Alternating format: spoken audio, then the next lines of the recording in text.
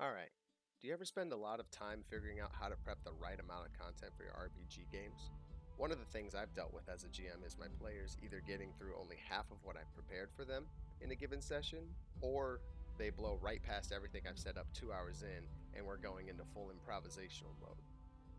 If you've had either of those happen to you, or are looking to run D&D games and want to avoid this on the outset, the main thing you should consider is time.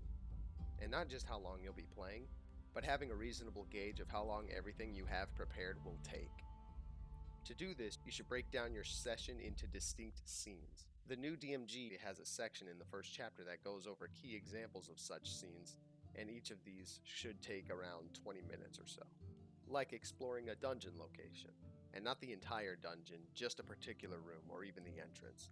As long as there is something going on in this location and not just a room the players walk right through.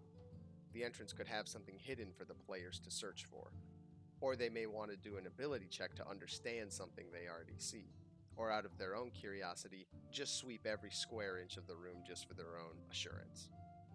Interacting with an intelligent creature is a staple part of a D&D session. This could be a hostile creature the party could want to parlay with, or an NPC in the town, or a friendly NPC out in the wilderness that the players need important information out of.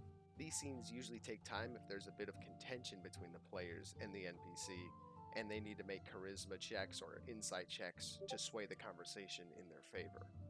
When the players disagree on what their next move should be and can't reach a consensus, this can take a bit of time on its own without you even having to prepare for it. In fact, a huge portion of game time in D&D will be the players bickering and deciding on what to do, which is a feature and not a bug. I wouldn't account for every piece of content prompting a divisive issue amongst your players, but taking note of which moments in your prep will offer meaningful choices with multiple different outcomes is a good starting point. Riddles and puzzles are often paired with exploring a dungeon room or conversing with an intelligent creature, but should still have its own 20 or so minutes carved out. It also overlaps with players trying to reach consensus on the answer, and obviously the puzzle can take longer depending on how complex it is.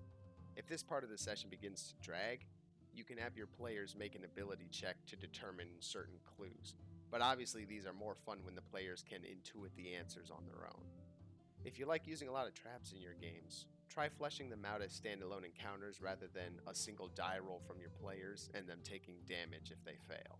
Now, this may not take the whole 20 minutes, but if they go the lengths to detect and disarm the trap, or if they take enough damage from it and want to spend some time to heal afterwards, this can still be a distinct moment in the session.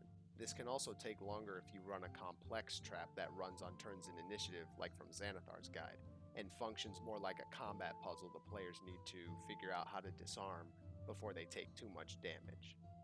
Lastly, you have low-level combat.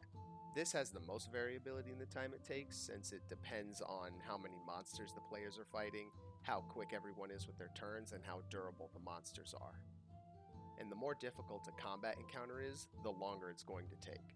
From what I've experienced with the encounter building advice, I would say the time of an encounter doubles with each increasing difficulty. You also should account for the time it takes to set up the encounter with rolling initiative and any checks beforehand to determine surprise. Now, there's a broader range of scenarios the players can encounter in a given session, but knowing this time guideline enables you to relate anything to any of those 6 types of scenes. And from there, it's just a matter of prepping enough of the scenes to fill a session of play, with maybe a couple extra just in case some take less time.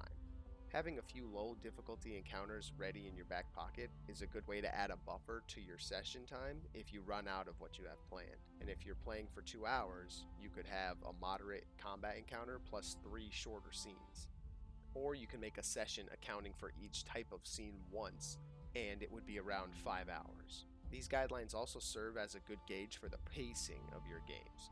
Maybe your players do take too long exploring a single location. You can have that 20-minute rule in mind to find ways to keep the game moving, like introducing the next scene by bringing the NPC or monsters to your players before they encounter them on their own. You should also offer flexibility on the order of the scenes you have planned and allow for the sequence to change and adapt based on your players' decisions. The new DMG also has guidance on how to prepare a session in 1 to 3 hours. focusing on the overall premise of your session story, how likely an encounter will be, and the maps you need for them, and so on. That may be less useful for everyone since there are many different prep styles, but overall, this way to look at scenes and the time associated with them should help bring a clear focus and direction, and you'll feel like your prep is worthwhile. Now that's all I had about the session prep, but if this is your first video of mine, welcome. I hope you liked it and you keep watching. Bye.